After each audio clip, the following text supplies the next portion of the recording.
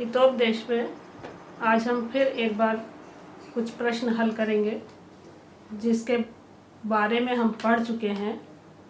तो आज का पहला प्रश्न है, उदर पूर्ति के लिए प्राणी हिंसा रूपी जघन्य पाप का निषेध क्यों किया गया है। और इसका उत्तर ये है कि जब शाकाहार से भी उदर पूर्ति हो सकती है तो प्राणी की हिंसा करके मांसाहार क्यों किया जाए, और ये पाप है इसलिए इसका निषेध किया गया है। दूसरा है, धर्म को सच्चा मित्र क्यों कहा गया है।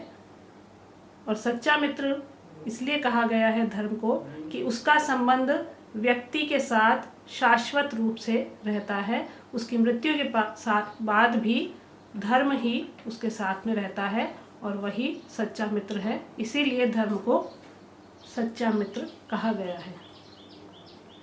निरस्त पादपे देशे एरंडोपी द्रुमायते, इससे क्या आशय है।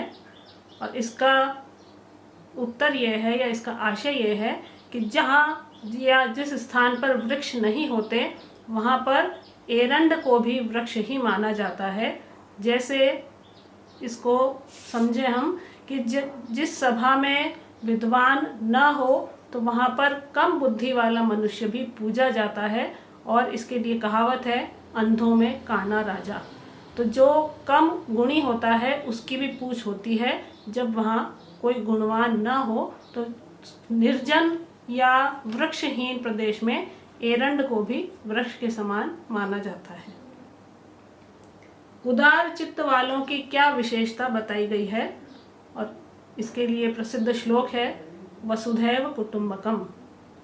तो उदार चरितानाम तु वसुधैव कुटुंबकम। तो उदार चरित्र वालों के लिए पूरी पृथ्वी एक परिवार के समान होती है, और उत्तर है वसुधैव कुटुंबकम।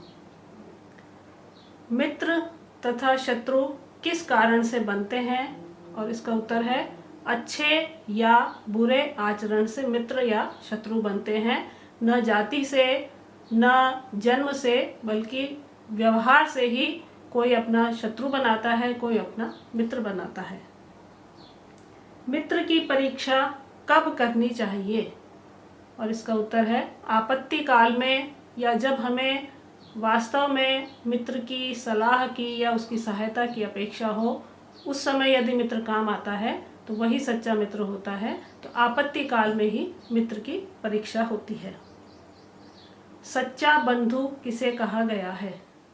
और इसका उत्तर है, उत्सव में, दुख में, अकाल में, न्यायालय में और श्मशान में जो सहायक होता है या सहायता करता है वही सच्चा बंधु कहा जाता है।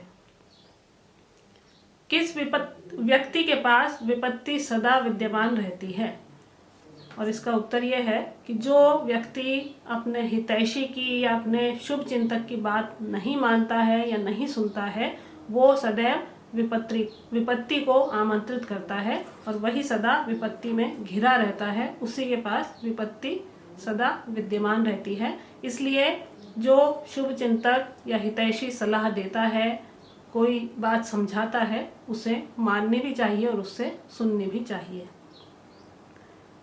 किस प्रकार के मित्र का त्याग कर देना चाहिए। और उत्तर यह है कि जो परोक्ष में कार्य नष्ट करता है और प्रत्यक्ष में बहुत मधुर बोलता है, ऐसे मित्र का त्याग कर देना चाहिए। मुंह में राम बगल में छुरी, ये जो कहावत है, इसी को यहाँ पर चरितार्थ किया गया है कि जो पीठ पीछे तो आप पर वार करता है और सामने मीठा बोलता है, इस तरह का यदि कोई मित्र है तो उसका त्याग कर देना चाहिए। और अंतिम प्रश्न है, दुर्जन व्यक्ति की तुलना किससे की गई है। और इसका उत्तर यह है कि जलता हुआ जो अंगारा होता है वो दुर्जन व्यक्ति के समान होता है कि जब वो जलता है तो हाथ को जलाता है, और जब वो ठंडा हो जाता है तो हाथ को काला करता है। तो वो किसी भी अवस्था में हो वो तकलीफ ही पहुंचाता है। इसलिए दुर्जन व्यक्ति को जलते हुए अंगारे के समान कहा गया है कि जब वो पक्ष में होगा तो भी बुरा आचरण करेगा और विपक्ष में होगा तो भी बुरा आचरण करेगा, क्योंकि उसका मूल स्वभाव दुष्प्रवृत्ति है, इसलिए दुर्जन व्यक्ति को जलते हुए अंगारे के समान कहा गया है।